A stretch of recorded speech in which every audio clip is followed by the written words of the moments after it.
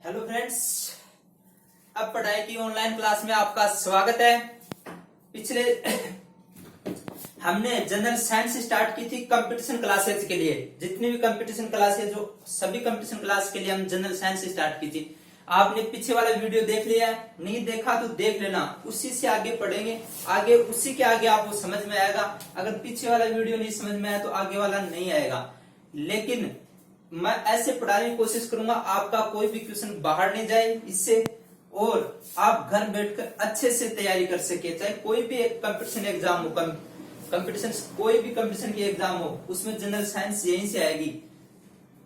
और आप समझने की कोशिश करना। पहला चैप्टर हम मैकेनिक्स पढ़ रहे थे। क्या पढ़ रहे थे? मैकेनिक्स, जिसमें एक लेक्चर हमने पढ़ लिया था, जिसमें मोशन पढ़ लिया था, उसके बाद वेग त्वरण पढ़ लिया था। अब मैं त्वरण वापस पढ़ा रहा हूँ, एक्सेलरेशन। इसको समझने की कोशिश करना। मैंने त्वरण क्या पढ़ाया था? एक्सेलरेशन, त्वरण समझना। मैंने लिखाया था v final minus v initial upon time. इसको लिख सकते हैं वेग परिवर्तन की दर। जहां समय आ जाता है ना वहां दर लिख सकते हैं, जहां भी समय आ जाता है वहां क्या लिख सकते हैं? दर। वेग परिवर्तन की दर, उसको क्या बोलेंगे? त्वरण। जैसे इस त्वरण ऐसे नहीं समझ में आया, जैसे मैंने यहां से चलना स्टार्ट किया। एग्जाम्पल समझना, जहां कोई भी बंदा यहां से चल रहा है, यहां इसका वेग 3 मीटर पर सेकंड है,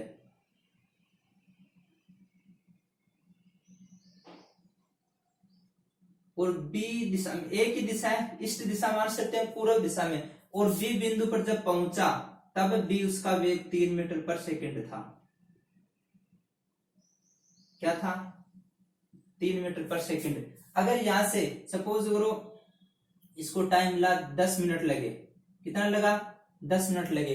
अगर यहां से आप ए निकालोगे, बी फाइनल कितना है? 3। कौन सी दिशा में? ईस्ट दिशा में। कौन सी दिशा में? ईस्ट में। वी इनिशियल कौन सी दिशा में? ईस्ट में, अपॉन टाइम। 3 ईस्ट ये 3 ईस्ट है, त्वरण क्या हो जाएगा? 0। अर्थात वेग में परिवर्तन नहीं हो रहा, दिशा भी चेंज नहीं हो रही। देखना, वेग का मैग्नीट्यूड भी 3 है, यह भी 3 है, और दिशा भी ईस्ट ईस्ट। अगर मैग्नीट्यूड और दिशा दोनों बराबर हो तो त्वरण क्या होता है? एक्सेलरेशन क्या होगा? 0। अर्थात वेग में परिवर्तन नहीं होगा। वेग में परिवर्तन नहीं होगा। वेग में परिवर्तन नहीं होगा। वेग में परिवर्तन नहीं होगा। सेम एग्जांपल ये ले रहा हूं। जैसे एक कोई भी बंदा है, जहां से चलना स्टार्ट किया, जहां पर उसका वेग 3 मीटर है, 3 मीटर पर सेकंड है। जहां से वो चला, यहां से चल के ये तो चला ईस्ट में, अब चला गया वो वेस्ट में, जहां भी उसका 3 मीटर पर सेकंड है। 3 मीटर पर सेकंड, 3 मीटर पर सेकंड है। जहां से ये बी, अब मैं ए निकालू तो बी फाइनल क्या है? 3। लेकिन कौन सी दिशा में? वेस्ट में। कौन सी दिशा में? वेस्ट में, सॉरी नॉर्थ दिशा मान सकते हो, वेस्ट नहीं, नॉर्थ, उत्तर में। कौन सी दिशा में? उत्तर में। 3 कौन सी दिशा में? ईस्ट में, अपॉन 10। अब देखना, इसको इसमें से घटा नहीं सकते, क्योंकि ये उत्तर दिशा में, ये पूर्व दिशा में। जहां एक्सेलरेशन होगा, जहां त्वरण होगा, जहां कोई ना कोई एक का मान आएगा, एक का कोई ना कोई मान आएगा, एक का मान आएगा। क्या मैं बोल सकता हूं मैग्नीट्यूड सेम है लेकिन दिशा अलग अलग होने पर भी त्वरण होगा? लेकिन दिशा और मैग्नीट्यूड दोनों सेम है तो त्वरण नहीं होगा। मैग्नीट्यूड सेम है और दिशा अलग अलग है तो क्या होगा? त्वरण होगा। या अलग अलग 4 और 3 होता तो भी क्या हो जाता? हो जाता त्वरण। त्वरण के लिए वापस एक्सेलरेशन के लिए समझ लेना, जो मैं पॉइंट लिख रहा हूं वो आसानी से समझना, समझने की कोशिश करना। अगर मैग्नीट्यूड व दिशा सेम है, मैग्नीट्यूड भी सेम है, दिशा भी सेम है, तो त्वरण क्या होगा? 0। अगर मैग्नीट्यूड सेम है लेकिन दिशा अलग अलग है तो त्वरण का कोई ना कोई मान आएगा। समझना, मैग्नीट्यूड परिमाण, मैग्नीट्यूड सेम है, इनिशियल और फाइनल दोनों सेम है, और डायरेक्शन दिशा भी सेम है, जैसे ईस्ट ईस्ट है, दिशा सेम है, तो ए का मान क्या होगा? 0। अर्थात वेग में परिवर्तन नहीं होगा। वेग में परिवर्तन नहीं होगा। अगर मैग्नीट्यूड सेम है, समझना 3 3 है, जैसे 3 3 था, मैग्नीट्यूड सेम है, परिमाण सेम है, 3 3 था, जैसे लेकिन दिशा अलग अलग है, लेकिन दिशा डायरेक्शन क्या है, डायरेक्शन अलग अलग है, डायरेक्शन डिफरेंट है, अलग अलग है, तो क्या होगा, एक का कोई ना कोई मान आएगा, एक होगा, एक जीरो नहीं होगा, अर्थात उसके वेग में क्या होगा, उसकी वेलोसिटी में क्या होगा, परिवर्तन होगा, उसकी वेलोसिटी में क्या आएगा, चेंज। आप ध्यान रखना इसमें दिशा का बहुत बड़ा रोल है, किसका, डायरेक्शन का बहुत बड़ा रोल है। डायरेक्शन चेंज हो गई वहां क्या होगा, डायरेक्शन जहां भी चेंज हो गई वहां क्या हो गया, त्वरण। किसकी डायरेक्शन, वेग की डायरेक्शन, किसकी डायरेक्शन, वेग की डायरेक्शन। और एक चीज और यही याद रख लो, जहां त्वरण होगा, मैं पहले बता रहा हूं, जहां ए होगा वहां बल होगा, कल परसों भी बताया था, जहां ए होगा वहां क्या होगा, बल होगा। लेकिन वेग होगा वहां बल नहीं होगा, जहां वेग होगा वहां बल हो आवश्यक नहीं है, बल नहीं होगा, बल नहीं होगा। लेकिन जहां त्वरण है, त्वरण का डायरेक्टली संबंध किससे है, सीधा सीधा किससे संबंध है, बल से, फोर्स से।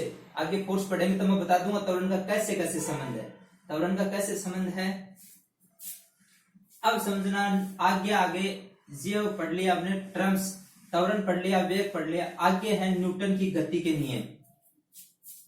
अब गति के नियम, अब न्यूटन की गति के नियम यहां समझना।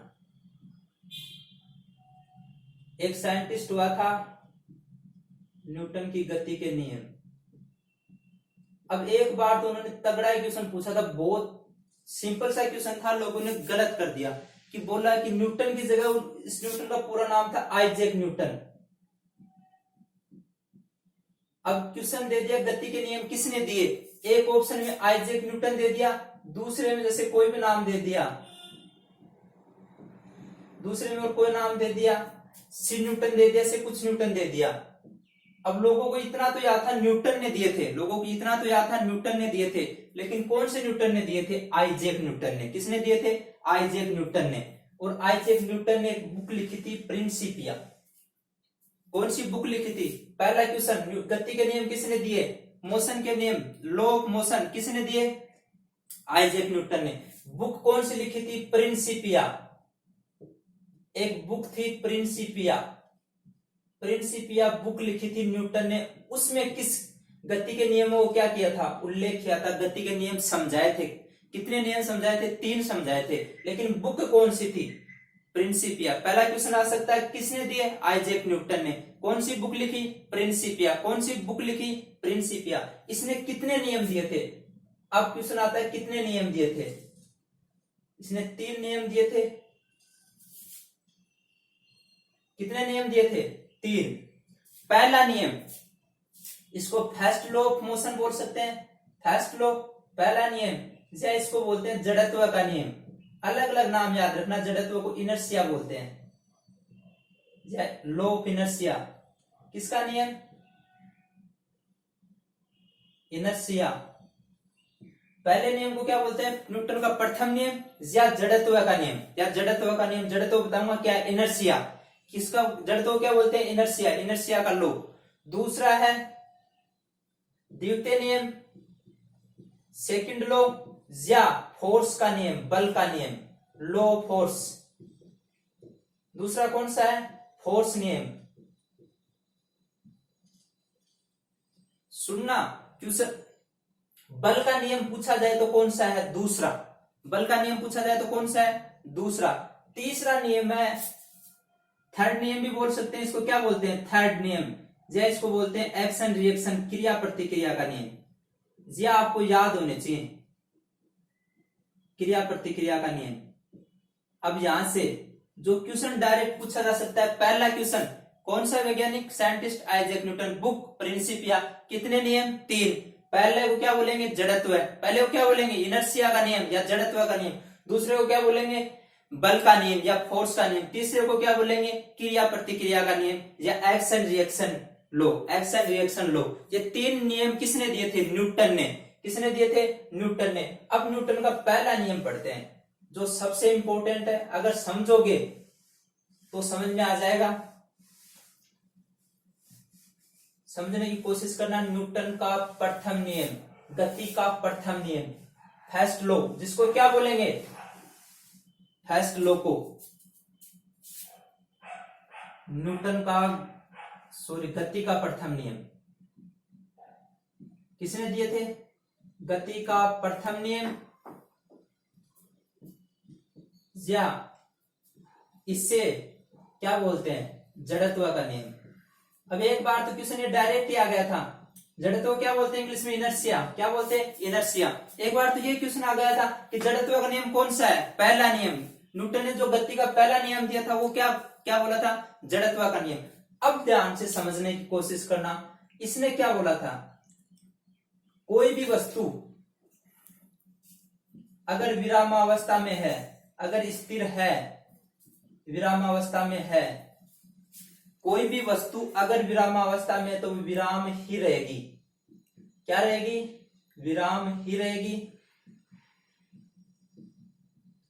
दूसरी, अगर गतिशील है, अगर वह गति कर रही है, गतिशील है, तो वह गतिशील ही रहेगी, गतिशील ही रहेगी। जब तक, आगे कंडीशन क्या जोड़ी थी? कोई भी, जैसे मैं खड़ा हूं तो मैं खड़ा ही रहूंगा, जैसे कोई चल रहा है, जैसे मैं चल रहा हूं तो चलता ही रहूंगा। इसने आगे बोली थी जब तक कोई बाह्य बल नहीं लगाया जाए, जब तक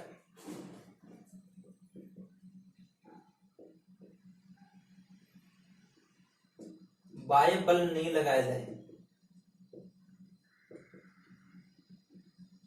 अब यहां से जो क्वेश्चन ज्यादातर गलत करते हैं, न्यूटन ने बल का नियम किसको बोलते हैं? दूसरे को।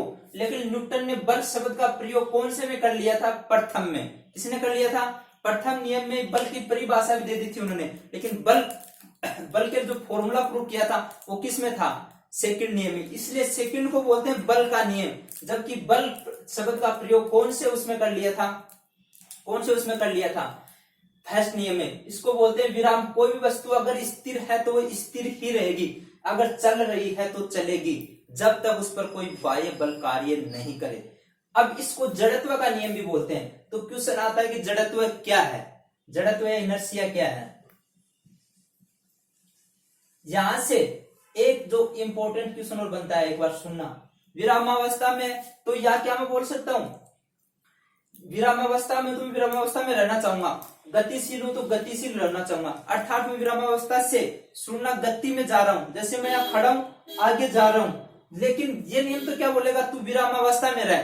किस में रह? तू स्थिर ही रह। तू किस में रह? स्थिर। अर्थात अवस्था का विरोध करेगा, ये अवस्था परिवर्तन का विरोध। ये क्वेश्चन भी एक बार आया था, न्यूटन की कौन सी गति के नियम में अवस्था परिवर्तन का विरोध प्रदर्शित होता है? अवस्था परिवर्तन कैसे? ये बोलेगा कि तू विरामावस्था में तो उसमें रह, लेकिन मैं अगर चलता हूं, मैं चल रहा हूं, जैसे मैं जाने की कोशिश, आगे चलने की कोशिश, लेकिन नियम क्या बोलता है कि तू यहीं रह। अर्थात अवस्था परिवर्तन का क्या कर रहा है? विरोध कर रहा है। क्या कर रहा है? प्रतिरोध।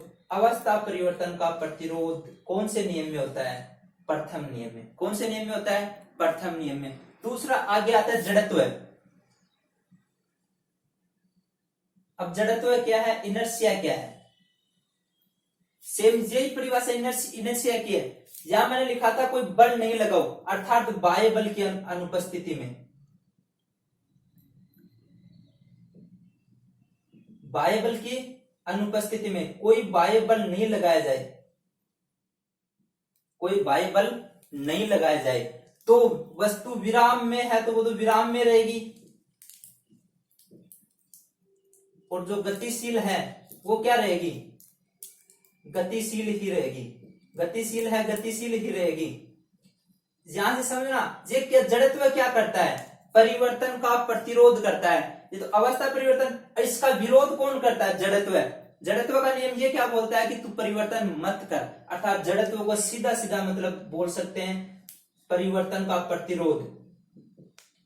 अब क्वेश्चन आता है, परिवर्तन का प्रतिरोध है जड़त्व, परिवर्तन का प्रतिरोध प्रदर्शित होता है कौन से नियम में? पहले नियम में। यहां से कितने क्वेश्चन बन गए? पहले नियम को, जड़त्व का नियम, विरामावस्था में कोई बाह्य बल नहीं। दूसरा, तो विरामावस्था में तो अवस्था परिवर्तन का विरोध कौन से में होगा? क्योंकि ये विराम में ही रहना चाहेगा, कोई बाह्य बल नहीं लगे, तो अवस्था परिवर्तन का विरोध कौन से में होगा? इसमें। अब जड़त्व क्या है? जड़त्व वही है, अगर बाह्य बल नहीं लगाया जाए तो कोई भी वस्तु या व्यक्ति अगर विराम में है तो विराम में रहेगा, गतिशील है तो गतिशील रहेगा। ये इसको ये नहीं बोलेगा तू गति कर, इसके परिवर्तन का क्या करेगा, प्रतिरोध करेगा, विरोध करेगा। वही क्या है, जड़त्व है। वही क्या है, जड़त्व है। अब एक चीज और है, अब इसमें बल आ गया, अब यहां से बल की परिभाषा भी आ गई। अब कई बार क्वेश्चन आता है प्रथम नियम के अनुसार बल की परिभाषा क्या है, डेफिनेशन क्या है फोर्स की, किस नियम के अनुसार, प्रथम नियम के अनुसार। ये सारी आपको याद होनी चाहिए। प्रथम नियम के अनुसार डेफिनेशन, यहां से मैं निकाल रहा हूं डेफिनेशन।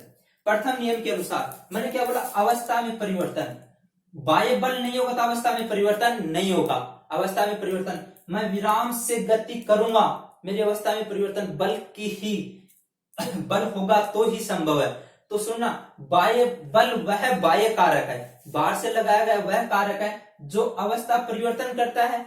सपोज मैं यहां खड़ा हूं, एक बार मेरे समझने की कोशिश करना। जैसे मेरे दूसरा एग्जांपल, ये मार्कर हाथ में रखा है, ये स्थिर है। अब कोई बाह्य बल नहीं लगा रहा ना, तब तक स्थिर रहेगा। तब तक क्या रहेगा, स्थिर। बाह्य बल लगाऊं, क्या तो मैं इसकी अवस्था परिवर्तन कर दूं, इसको गतिशील बना दूं, या सोचो कि अवस्था परिवर्तन हो जाए।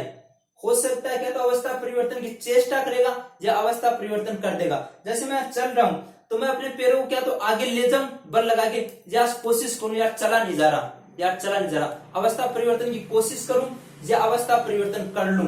तो बाह्य बल वो है क्या तो अवस्था परिवर्तन कर देगा या अवस्था परिवर्तन की क्या करेगा, चेष्टा। अर्थात प्रथम नियम किस पे घूम रहा है, अवस्था परिवर्तन पे। किस पे घूम रहा है, अवस्था परिवर्तन पे। सीधा सीधा सा मतलब है, प्रथम नियम किस पे घूम रहा है, अवस्था परिवर्तन पे। किस पे घूम रहा है, अवस्था परिवर्तन पे। यहां तक समझ में आ गया होगा। पहला क्वेश्चन ये, दूसरा ये, तीसरा ये, जड़त्व क्या है, चौथा, पांचवा। ये तो परिभाषा से क्वेश्चन बन गए। पहले नियम की डेफिनेशन से ही 5 क्वेश्चन बन गए। कितने क्वेश्चन बन गए, 5।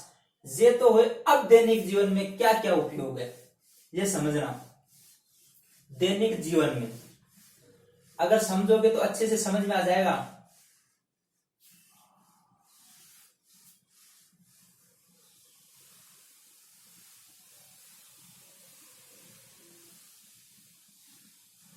बस एक गति वाले चैप्टर में आपको एक चीज जरूर याद रखनी है, जहां बल है वहां त्वरण होगा।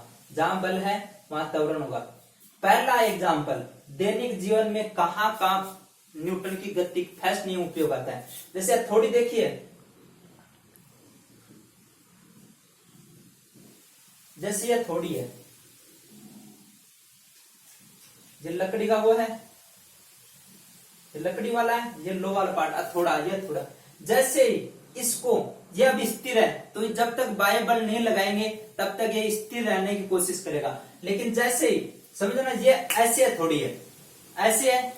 अब मैं इस लकड़ी वाले डंडे को बाह्य बल लगा रहा हूं, इसको गतिशील, तो ऊपर कौन जाना चाहेगा, ये तो ऊपर जाना चाहेगा, जबकि थोड़ा अपनी जगह स्थिर रहेगा। अर्थात इस पर बल नहीं लग रहा तो ये तो अपनी जगह स्थिर रहेगा और ये ऊपर जाएगा। समझने की कोशिश करना। इस साइड वापस, इस लकड़ी को मैंने नीचे से बल लगाया, ऊपर गया, और हथौड़ा क्या आया, नीचे। अर्थात आराम से हथौड़ी क्या हो जाती है, कस जाता है, एकदम फिट हो जाता है। लकड़ी में क्या हो जाता है, हथौड़ी को धरती पे मारने पर, पृथ्वी पर टकराने पर क्या हो जाता है, एकदम फिट या फंस जाता है। लकड़ी में क्या हो जाता है, फंस जाता है। पहला नियम याद रह जाएगा, क्योंकि बल जिस पर लगा रहे हैं वो तो गति कर देगा, जिस पर बल लगा रहे हैं वो गति कर देगा। दूसरा, हथौड़ी। कंबल देखिए,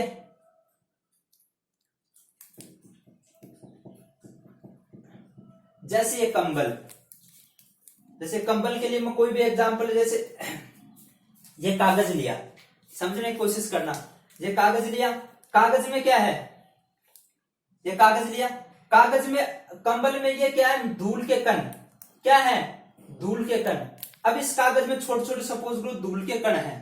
क्या है, धूल के कण। अगर मैं इसको लकड़ी से मारता हूं तो ये कंबल तो क्या चली जाएगी, आगे, और ये धूल का कण क्या रह जाएगा, पीछे। धूल का कण कोई गति नहीं कर रहा, गति नहीं कर रहा, ये क्या रह जाएगा, पीछे। अर्थात लकड़ी से मारने पर कंबल से धूल के कण अलग हो जाते हैं। लकड़ी से मारने पर कंबल से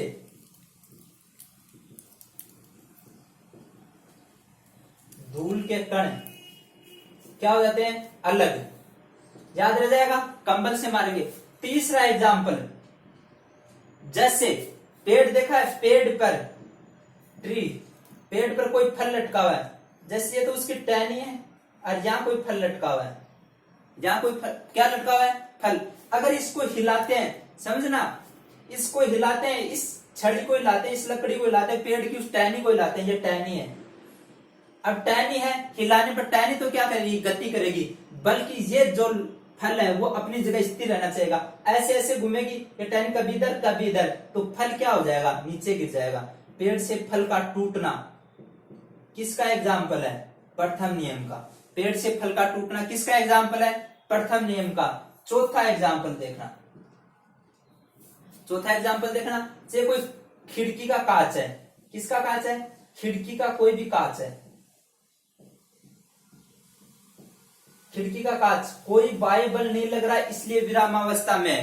किसमें, विरामावस्था में। लेकिन जैसे इस पर पत्थर मारू मैं, यहां पत्थर मारा, पत्थर क्या था, गतिशील, क्या था, जैसे यहां से मैंने पत्थर मारा, यहां से पत्थर मारा, पत्थर मारा, तो ये पार्ट तो क्या होगा इसका, गतिशील। कांच, जैसे मेरा ये हाथ का पार्ट है, हाथ का पार्ट एकदम स्थिर है, लेकिन यहां मारा तो ये पार्ट तो क्या हो जाएगा, गतिशील। गतिशील होने के बाद ये तो निकल जाएगा आगे, अर्थात ये भाग तो निकल गया आगे, तो कांच क्या हो जाती है, टूट जाता है। कांच क्या हो जाता है, टूट जाता है। बाकी का भाग तो क्या रहता है, स्थिर, बाकी का भाग तो क्या रहता है, स्थिर। जैसे यहां से मारा तो बाकी का भाग तो क्या रहा, स्थिर, और आगे वाला टूट गया। ये तो हुआ खिड़की से कांच का टूट जाना, कौन सा नियम है, प्रथम नियम। इतने एग्जाम्पल, 4 एग्जाम्पल तो ये हो गए। अब समझना और एग्जाम्पल, एक भी क्वेश्चन नहीं जाएगा बाहर अगर ध्यान से पढ़ोगे तो। सुनना, 5वां एग्जाम्पल और पढ़ा रहा हूं। 5वां एग्जाम्पल, जैसे कोई भी बस है, ये मैंने बस बना दी, बस बना दी। बस से कितने एग्जाम्पल है, बस की खिड़की, पहले मैं आपको एक चीज बताता हूं, बस की ये सीट है, बस की ये सीट है, बस खड़ी है, विरामावस्था में है, तो ये क्या चाहेगी, विरामावस्था में रहूं, मैं खड़ी की खड़ी रहूं। जैसे यहां कोई बंदा, यहां कोई भी एक, यहां किसी को मैं बिठा देता हूं, यहां कोई लड़का बैठा है, ये लड़का बैठा है इस सीट पर। जैसे ये बस खड़ी हुई है तो क्या चाहते हैं कि मैं विरामावस्था में रहूं, खड़ी की खड़ी रहूं। लेकिन अगर इसको बाएं बल लगाकर इसको स्टार्ट करके चलाया जाए, बाएं बल लगाया जाए, तो ये भाग तो इसका क्या है, इस बस के टच में, तो ये भाग तो आगे जाने की कोशिश करेगा।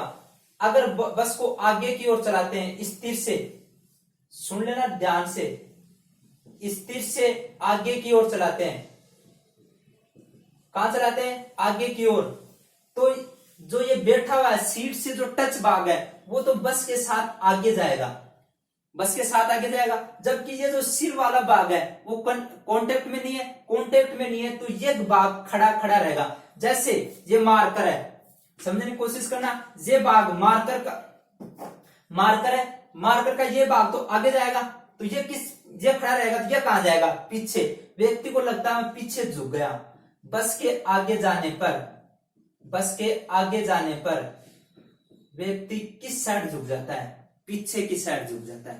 किस साइड झुक जाता है, पीछे की साइड। दूसरा, अगर बस चल रही है, समझने की कोशिश करना, चल रही है, जैसे ये बस चल रही हो और अचानक ब्रेक लगा दिया जाए, थोड़ी देर बाद बस में बैठने के बाद आप स्थिर हो जाते हो क्योंकि बस के समान वेग प्राप्त कर लेते हो। अब बस के ब्रेक लगा दिया, क्या कर दिया, ब्रेक लगा दिया, ब्रेक लगा दिया, ब्रेक लगाने का मतलब पीछे जाओगे। सुनना, ब्रेक लगाते ये भाग तो पीछे की ओर जाने की कोशिश करता है। अगर ये भाग ऐसे नीचे वाला भाग पीछे गया तो तुम किस साइड जाओगे, आगे की साइड। तुम किससे साइड, क्योंकि ये कॉन्टेक्ट में बस के, ये भाग पीछे गया तो तुम किस साइड जाओगे, आगे की साइड। ब्रेक लगाने पर तुम किस साइड जाते हो, आगे की साइड। ब्रेक लगाने पर तुम किस साइड जाते हो, आगे की साइड। किस साइड जाते हो, आगे की साइड। तीसरा, बस का ही एग्जांपल, बस की आप खिड़की में खड़े हो, बस की आप खिड़की में कर रहे हो तो बस के साथ साथ आप भी चल रहे हो, बस के साथ साथ क्या चल रहे हो। अगर बस से अचानक उतरते हो, अचानक कूदते हो चलती हुई बस में, तो आप थोड़ी दूर तक भागते हो, देखा होगा थोड़ी दूर तक है। अचानक उतरने पर थोड़ी दूर तक आप चलते हो, आप भागते हो थोड़ी दूर तक, क्यों? अब जो मैं सेंटेंस बोलो सुनना, बस में, बस क्या है? गतिशील। बस क्या है? गतिशील। बस की खिड़की में जैसे मैं बैठा हूं तो मैं भी गतिशील हूं। और न्यूटन का प्रथम नियम क्या कहता है कि जो वस्तु गतिशील है वो गतिशील ही रहना चाहती है। तो बस के साथ मैं भी गतिशील था, तो मैं उतरूंगा तो एक बार कोशिश करूंगा गतिशील रहूं, किसके नियम के अनुसार? प्रथम नियम के अनुसार। इसलिए भागते हैं आगे की तरफ। फिर क्या होगा? बाह्य बल लगेगा, घर्षण लगेगा अपने पैरों के बीच, हम रुक जाते हैं। और एक चीज और सुन लेना, जो अगर बस सपोज करना कि 50 किलोमीटर की रफ्तार से चल रही है, तो एक बार तो आप जब उतरोगे ना तो वो ही वेग लेकर उतरते हो, गतिशील। अगर बस 50 किलोमीटर से पर घंटे के हिसाब से चल रही है तो आप भी 50 किलोमीटर पर घंटे के हिसाब से उतरते टाइम फिर घर्षण के कारण धीरे धीरे कम कम कम, फिर आप खुद की बॉडी का बल लगाते हो कम, उतना ही वेग लेकर उतरोगे। उतना ही वेग क्या लेकर उतरोगे? ये तो बस से संबंधित हुए। ये तो किससे संबंधित हुए? बस से संबंधित और ही एग्जाम्पल, बस से संबंधित ही और एग्जाम्पल। आगे पीछे वाला आप तो डाउट नहीं रहा होगा, बस से संबंधित और एग्जाम्पल समझना। ये बस है, यहां कोई भी एक, इस साइड से समझाता हूं। ये बस है, बस में ये बंदा खड़ा है, ये क्या कोई भी बंदा खड़ा है, बैठा है, इसने बस एक वेग से चल रही है, बस की स्पीड सेम है 10 सेम है। मैंने क्या बोला? अगर कोई भी, जैसे आप उतरते हो, समझने की कोशिश करना, तो बस अगर 10 के वेग से चल रही है तो उस टाइम आपको भी कितना वेग मिलेगा? 10 वेग मिलेगा। क्या मिलेगा? 10 का 10। अगर इस बंदे ने गेंद उछाली, अपना कोई दम नहीं लगाया है, सुन लेना, उसी वेग से उछाली तो गेंद भी उसी वेग से जाएगी, उसी वेग से जाएगी, इनिशियली तो उसी वेग से जाएगी, और ये बंदा भी उसी वेग से आगे जा रहा है, तो ये गेंद को आसानी से क्या कर पाएगा? पकड़ पाएगा। अगर वेग है, समान वेग है तो पकड़ लेगा। क्वेश्चन सुन लेना, समान वेग से है, क्योंकि जस्ट उछाली तो मैंने क्या बोला? जितना वेग है वो बॉल भी लेकर जाएगी, जितना वेग है उसने छोड़ दी तो जितना बस में वेग है वो बॉल भी लेकर जाएगी। क्या लेकर जाएगी? बॉल भी। अगर बस आगे की तरफ ए त्वरण से चल रही है, अब आ गया असल लेसन। अब त्वरण की डेफिनेशन में जाना, त्वरण आगे की तरफ है तो वेग आगे की तरफ होगा। त्वरण आगे की तरफ है तो वेग भी क्या होगा? मैंने बताया था ना, वेग और त्वरण एक दिशा में हो तो त्वरण को क्या लेते हैं? पॉजिटिव। तो वेग भी आगे की तरफ होगा, मतलब उसका वेग बढ़ेगा। जैसे इसने उछाली, उस टाइम 10 था, छोटी उस टाइम कितना वेग था? 10। लेकिन जो ही गाड़ी आगे गई, त्वरण आया, उसमें एक्सेलरेशन आया, अर्थात इसकी स्पीड बढ़ गई, स्पीड आगे बढ़ गई, तो ये गेंद तो क्या रह जाएगी? जब व्यक्ति तो चला गया आगे, और उछालने के बाद कांटेक्ट में नहीं है गेंद, कांटेक्ट में नहीं है तो गेंद वहीं की वहीं आगे चला जाएगा, गेंद जहां गिरेगी तो व्यक्ति से क्या गिरेगी? पीछे। अगर त्वरण से चल रही है तो गेंद व्यक्ति के कहां गिरेगी? पीछे। सेम वही है, जो व्यक्ति खड़ा था, बैठा था, आगे चला तो किस साइड झुका? पीछे की साइड। बस ये का ये गेंद किस साइड गई? अगर यहां ब्रेक लगा दिए जाए, ब्रेक का मतलब त्वरण को क्या कर दिया गया? नेगेटिव दिशा में। त्वरण को क्या कर दिया गया? विपरीत दिशा में। त्वरण को क्या कर दिया गया? विपरीत दिशा में। अब समझने के लिए सोचना, जैसे आगे पहले दोनों 10 से चल रहे थे, ब्रेक लगाने के बाद इसकी स्पीड क्या हो गई? 10 से कम 9 हो गई। लेकिन थोड़े समय के लिए बॉल की स्पीड क्या है? 10। तो बॉल तो ये तो रह गया पीछे, बॉल गई आगे, बॉल गई आगे, अर्थात ब्रेक लगाने पर गेंद कहां जाती है? पीछे, आगे, सॉरी आगे। कहां जाती है? आगे। कहां जाती है? आगे। ये तो है न्यूटन के प्रथम नियम के एग्जाम्पल, न्यूटन के प्रथम नियम के एग्जाम्पल। समझ में आ गया होगा न्यूटन की प्रथम गति का नियम। अगर दोस्तों आपको ये वीडियो पसंद आया हो, समझ में आया हो, इतना समझाया, इतने आसानी से समझाया, तो ज्यादा से ज्यादा लोगों के पास शेयर करो। बोलो कि एक अब पढ़ाई पर साइंस, जनरल साइंस की क्लासेस स्टार्ट हो गई हैं, ज्यादा से ज्यादा लाइक करो और हमारे चैनल को सब्सक्राइब करो। आगे भी ऐसे वीडियो आते रहेंगे। Thank you.